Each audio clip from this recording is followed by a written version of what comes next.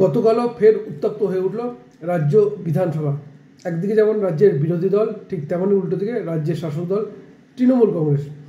বিষয়টা ছিল গতকাল যখন বাজেটের দ্বিতীয় পর্যায়ে যে অধিবেশন বসেছিল এবং সেইখানে বিজেপি বিধায়করা নাকি যে বলতে চাচ্ছিল তাকে নাকি বলতে দেওয়া হচ্ছিল, এমনটাই কিন্তু অভিযোগ করেন খড়গপুরের বিধায়ক হিরণ চট্টোপাধ্যায়, অভিযোগ করেন দীপক বর্মন এবং বিজেপির শঙ্কর ঘোষ।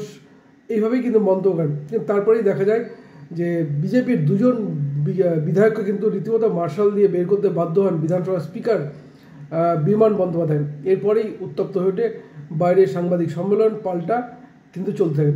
কিন্তু কেন উত্তপ্ত হয়ে উঠল সব কিছু আলোচনা করবো আজকের এই ভিডিওতে। নমস্কার, আমি সত্যজিৎ পাল। 2026 খুব বেশি দেরি নেই। 2026-এর আগে শেষ পূর্ণাঙ্গ বাজেট কিন্তু হয়ে গেছে।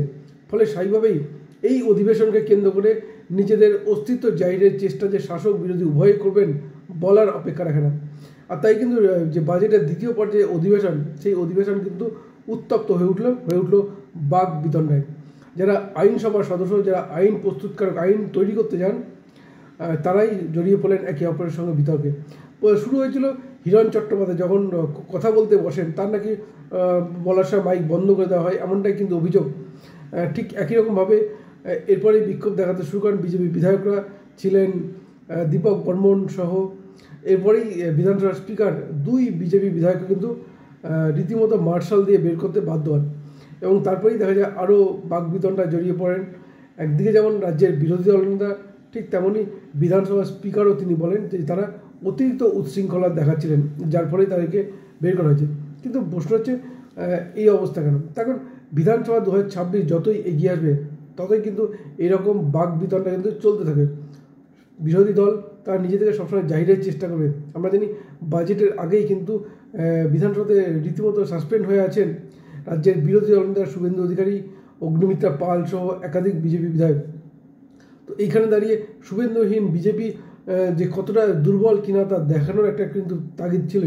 আর সেই কারণেই দলকে নেতৃত্ব দেওয়া শঙ্কর ঘোষ, তিনি ভিতরে যেমন লড়াইটা করেন, ঠিক তেমনই বাইরে এসেও সাংবাদিক সম্মেলনে চাঁচাছোলা ভাষায় রাজ্যকে আক্রমণ করেন এবং বলতেই থাকেন যে গণতন্ত্র, রাজ্যে কোনো গণতন্ত্র নেই।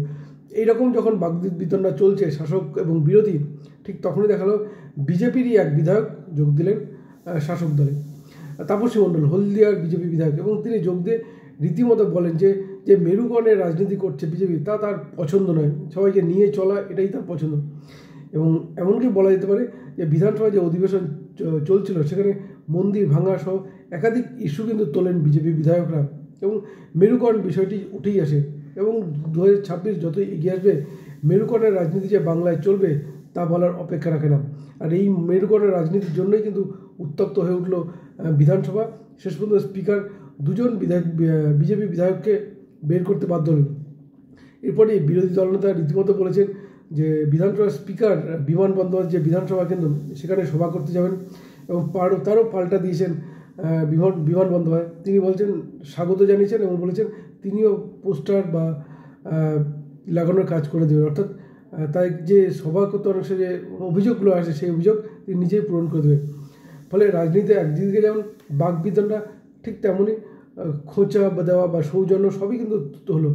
আর 2026 যতই এগিয়ে আসবে ততই কিন্তু উত্তপ্ত হয়ে উঠবে বাংলার রাজনীতি। তার কিন্তু শুরু হলো এই বাংলার পশ্চিমবঙ্গের বিধানসভা থেকেই, একদিকে শাসক একদিকে বিরোধী। কারণ 26 যতই এগিয়ে আসবে মেরুকরণের রাজনীতি ততই বাড়বে। ঠিক তেমনইভাবে কিন্তু উত্তপ্ত হয়ে উঠবে বাংলার বিধানসভা। কী বলবেন আপনারা? আপনাদের মতামত জানাবেন আমাদের কমেন্ট বক্সে। ধন্যবাদ, ভালো থাকবেন সবাই।